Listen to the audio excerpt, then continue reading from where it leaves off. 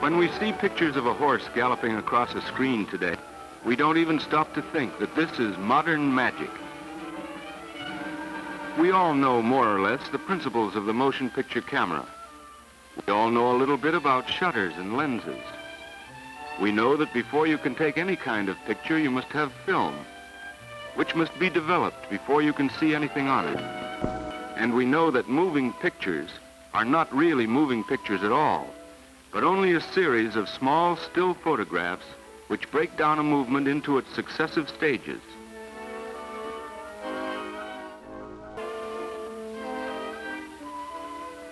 A specially built machine, such as a moviola used by a film editor, creates the illusion that these still pictures move.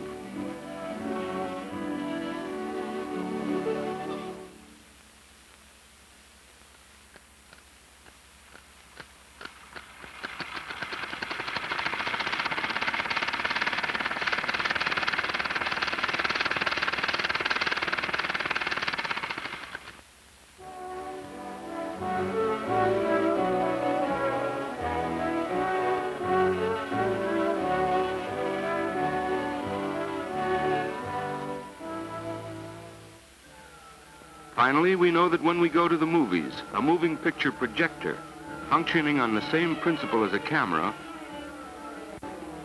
will throw a perfect life-sized reproduction of the same galloping horse on the screen. And we know that the basic principle involved in moving pictures depends upon an optical illusion. But all the knowledge needed to create this illusion of still pictures in motion was beyond anyone's conception when the magic lantern was the rage 150 years ago. Then, too, the room was darkened and a screen was used.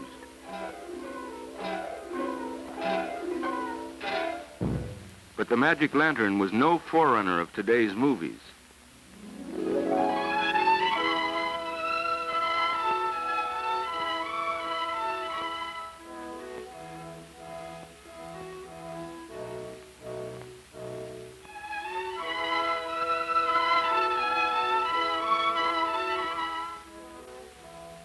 The hand-painted slides, in which movement was mechanically produced by jiggling a lever, had absolutely no relationship to today's film.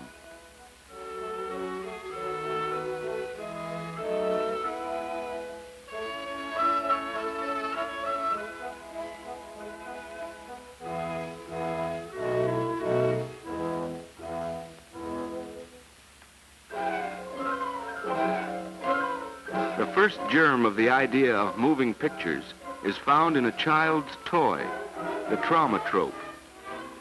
This device, invented by an English physicist, Sir John Herschel, consisted of a cardboard disc with a separate image painted on each side. If you twirl the disc rapidly, the images seem to form a new and completely different picture. It is, of course, an optical illusion. Joseph Plateau, a Belgian physicist, heard of this strange trick played by the human eye and decided to investigate it.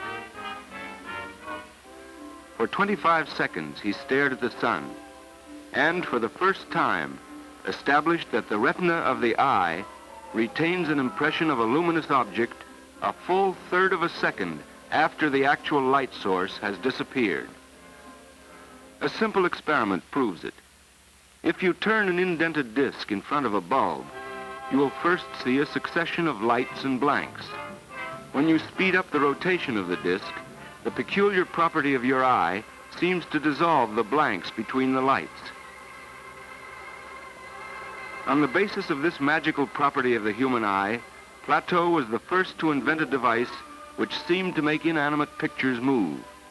He drew a series of images representing the different positions of a galloping horse on a cardboard disc. Little slits in the disc let the light through. Looking through the slits, while holding the rotating disc to a mirror, you had the optical illusion that the static, painted figures were gradually changing their position. You seemed to see the horse move.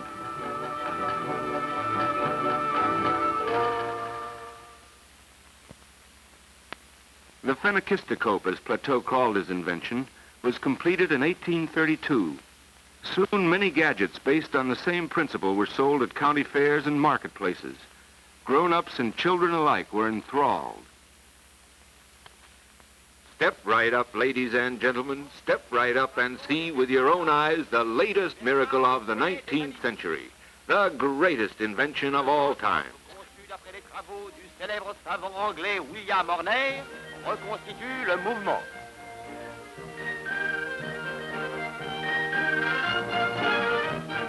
Regardez comment fonctionne l'appareil. Il est très supérieur à l'ancien phénakiscope. Plus besoin de glace, plus besoin de miroir. Vous prenez la bande mobile.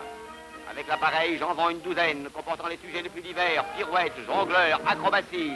Tenez, monsieur, vous placez la bande au fond du tambour. Là. Et vous imprimez à ce dernier une légère rotation. Penchez-vous, madame, regardez par la fente.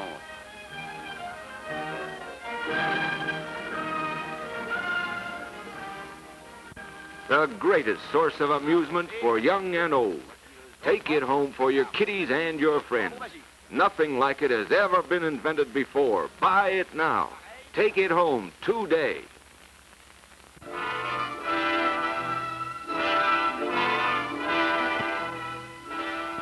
"40 years later, Émile Reynaud, a painter of slides for the Magic Lantern, read a description of Plateau's invention in one of the first scientific magazines ever published. He was intrigued. The idea of giving life, motion, to a static picture fascinated him.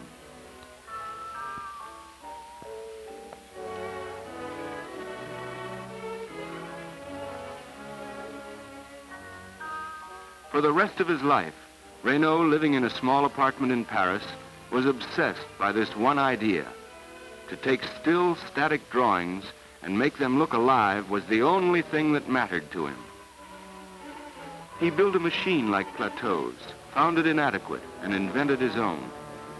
The slits of Plateau's cardboard disc were replaced by mirrors set edge to edge around a revolving center. Each mirror of his praxinoscope reflects one image of a hand-painted strip placed on the outer rim.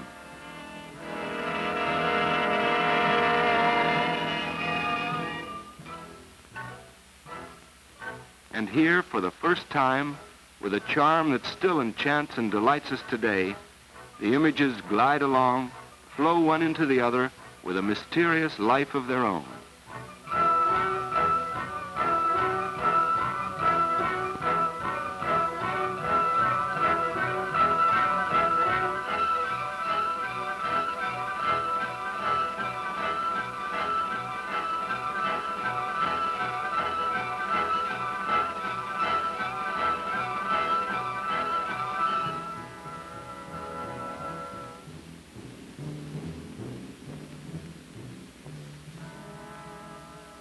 Still, Reynaud wasn't satisfied. Soon he hit upon the idea of drawing pictures on a black background. This would permit an infinite variety of backdrops for the same characters.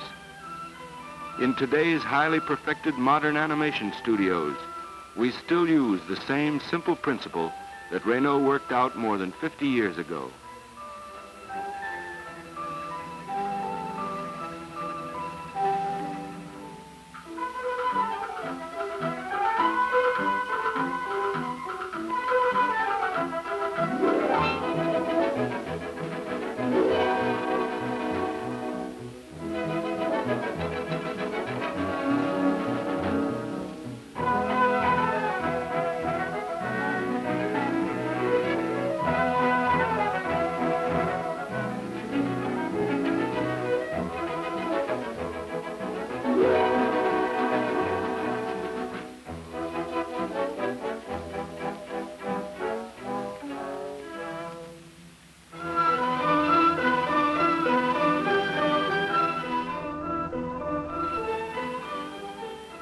Flip of the wrist, a change of either characters or background, and a brand new show.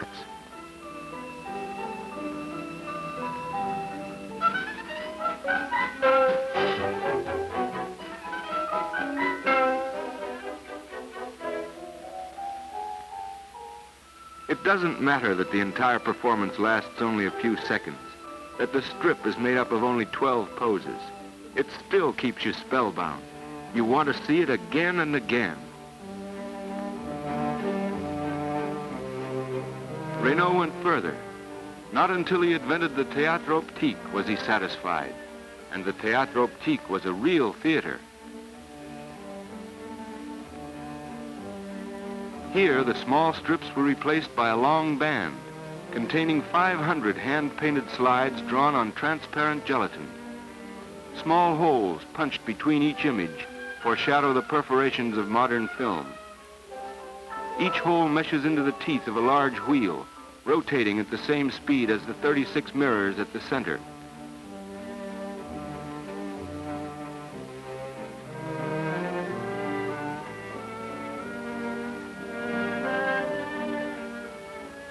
Each individual image is lighted up separately. By an interplay of mirrors and lenses, the ray of light is reflected back to a mobile mirror, which in turn projects the enlarged image onto different sections of the screen.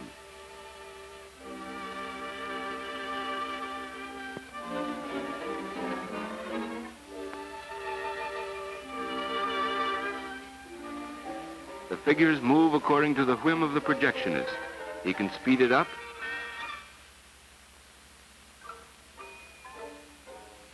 make it go backwards, or stop it altogether.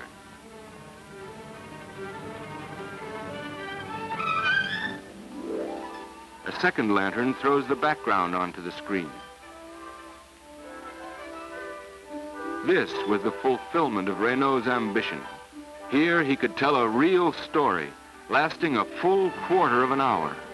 Here his actors were life-size. Here he could almost create the illusion of reality.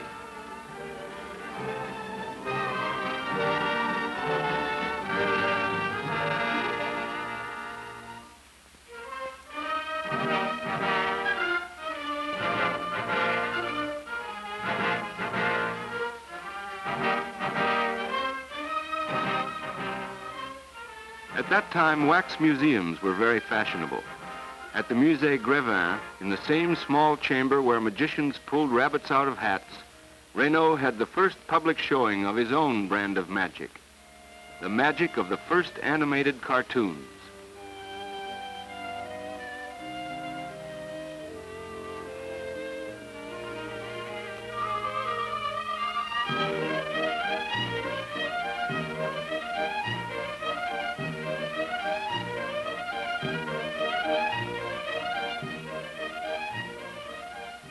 For more than 10 years, Reynaud worked here, behind the screen that separated the audience from his primitive projection booth. In this time, he produced more than 7 complete shows for the people of Paris. He ran the whole show himself.